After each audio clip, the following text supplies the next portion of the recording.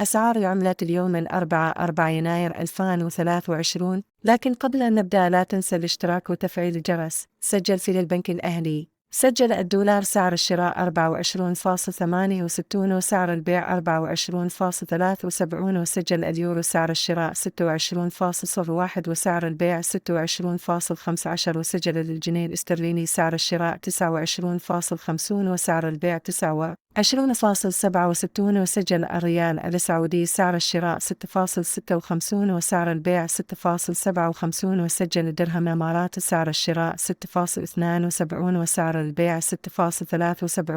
وسجلت أسعار العملات في بنك مصر. سجل الدولار سعر الشراء 24.68 وسعر البيع 24.73. وسجل اليورو سعر الشراء 26.01 وسعر البيع 26.15. وسجل الجنيه الاسترليني سعر الشراء 29.50 وسعر البيع 29.67. وسجل الريال السعودي سعر الشراء 6.56 وسعر البيع 6.57. وسجل الدرهم الإماراتي سعر الشراء 6.72 وسعر البيع 6.73.